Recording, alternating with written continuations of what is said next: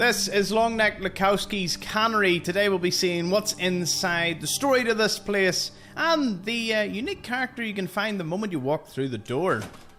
The moment you walk in, you'll find Theodore, who runs the place, talking to Trader Riley from Vault 81. She is an awesome level 4 trader that you can recruit once she finishes this conversation talking about the product here. The potted meat is causing people to become ill, and Trader Riley is not too happy about that. Now, if you want, you can take the key off him. Now, be super stealthy about that. He won't react well if you are caught. Moving further into the cannery, you will have to fight these robots later on, although you could just kill Theodore and get the key off him that way. Now, whilst walking up to the platform above to get into his little office area, press these two buttons.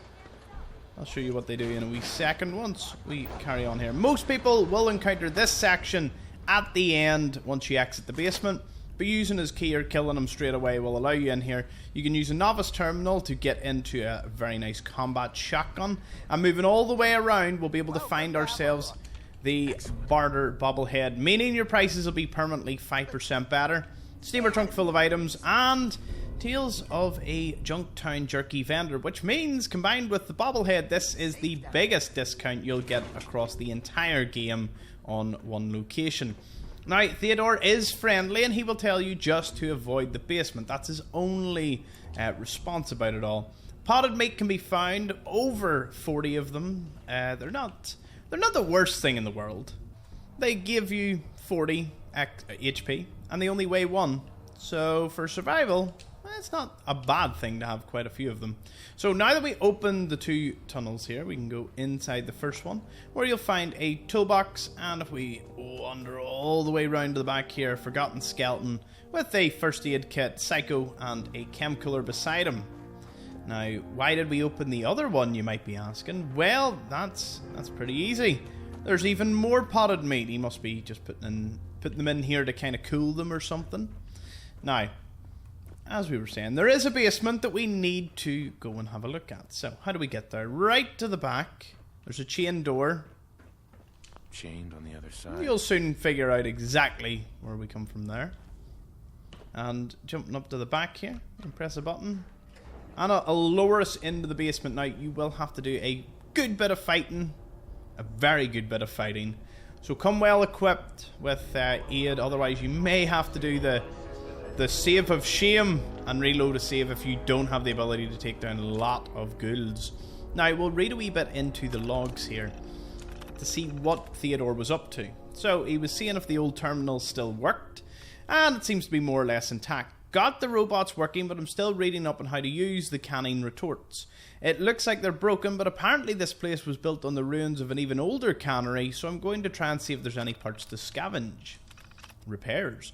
Running about a week behind schedule, but I've got the retorts up and running again. Managed to find the parts I needed, though it took longer than expected when ghouls broke through the wall. One of the traders I've been talking to got here before I had things ready, and half the meat he sold me spoiled before I could get it canned. Had to mix in some meat from the mole rats I found down here, but who's going to know the difference? Damn it, retort 2 blew a hole in the side, and the explosion shook loose some of the bricks down here. Took out part of the damn walkway. That hole in the wall widened and more ghouls keep getting in. I'm going to have to get a fence set up to keep them out. Mole rats. Even running with only one retort, this has been working out way better than I could have hoped. That book I found in marketing really seems to be doing the trick. Only problem now is the traders can't ever seem to bring me enough meat. I've been having to mix in more and more mole rat. Shame, since I always thought they were kind of cute. I've got to find another way or another meat to use if I'm going to keep up this level of production. Now, people have been getting ill, so what do you think he was feeding them? I'll let you think about that as we carry on through here. A chemistry station and a booby trap arc reactor is in here. We have Radex, and heck, even a sniper rifle up above. Lots of the mole rats he's been using, and a few bits and bobs when it comes to ammunition. Terminal only. Now, in order to gain access, we do have to go back to the terminal, as there is the remote control. If you try to activate the elevator. It says it's been disabled remotely, so obviously Theodore is very aware that you are down here. Moving in, we can see this is the fence that he was obviously talking about to keep the ghouls out. Moving around the back here, you can see that it was quite the secure facility. But of course, as you can imagine, these guys all get up the moment they see you. Now, they talk about the walkway being blown out, but if you do a good enough run and jump, you can actually bypass the entire dungeon, the entire thing, and you can walk all the way to the end. Now, we don't want to do that. We want to go through the dungeon so I can show you all the cool things you can find. Moving into the first gloom-looking room. There's not much going on, but ghouls will start popping out from everywhere. It's a common theme in this basement. There's even a hidden tunnel underneath one of the staircases, which I'm about to show you. Moving into this room, more ghouls will appear from everywhere, and it seems the previous occupants that ended up down here. I'm sure plenty would have came down here to seek shelter from the bombs, so obviously the radiation would have been quite high. Now, speaking of hidden, most people would go through here, but not a lot, no. You can actually go underneath the staircase. And if you do a wee bit of a short swim, you can access this part. Get you a duffel bag full of goodies, suitcase, and advanced lock safe. The more you know. Alright, let's swim our way back out of here. Into this room. And into the tunnels. More ghouls will be occupying here. It gets very close quarters. Now, moving into the final room, you'll have to fight your first glowing one. He tends to make an appearance soon. There he is, glowing up the place. You turn it off, it's quite eerie in here with him. Now, let's carry on further into the facility.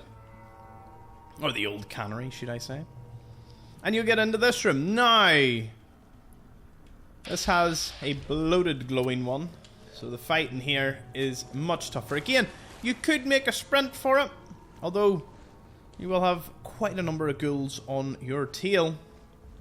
When you get up to the walkway, to the left is a turret. It can kind of cover your back as you're running away. It will fire at you, but it'll also fire at the ghouls. But once they notice it, they'll run straight over and one hit it. A fusion core and a frag mine. Meaning Theodore was trying his very best to keep everyone out. Yeah. Keep all the ghouls out. Now, if you walk past these, they will set off makeshift bombs. So, be very careful. When you get to the end here, you can pick yourself up a few more items before heading on in. Duffel bag, more first aid, and the mole rat meat that he was using previously. We found here. Now, if we move up the staircase, we can exit the basement.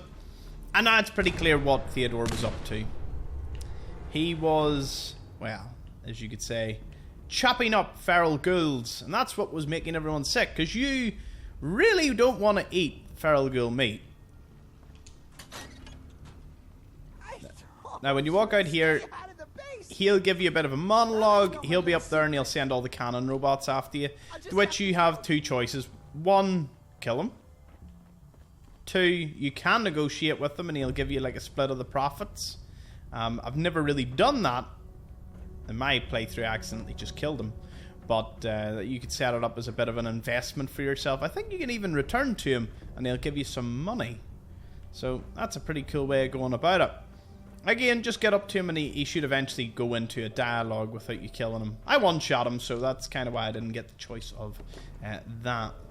So the Cannery robots can be a little bit overwhelming, so be careful with them. As for Trader Riley, I forgot to mention that she is a person you can recruit to your settlement. She's a level 4 trader, so if you put her into a level 3 Emporium, it makes it level 4.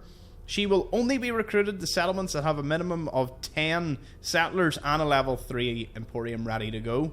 So if you do encounter her in here and you've got them requirements, speak to her. But what that'll do is that'll mean she will be a random encounter now. Which means any of the campsites that you come across in the game where you find random encounters, Trader Riley may then be there. from which you can recruit her. She is a little bugged at times, but just make sure you have a settlement that has a minimum of 10 settlers and a level 3 emporium, and she should be happy enough to go up there. Finally, on the roof, there is a novice lock door, which opens up into an area of probably administration and also making sure ships coming in and out of the cannery, as this place predominantly would have dealt with fish. There's lots of junk items if you need anything for crafting. Not a bad spot to visit, as well as an expert lock safe. From this point you get a good view of the likes of Kingsport Lighthouse, and often there is the odd patrol, in my case super mutants, wandering about here. And that pretty much concludes the cannery. Thank you for watching. And on the map, it's in the eastern side.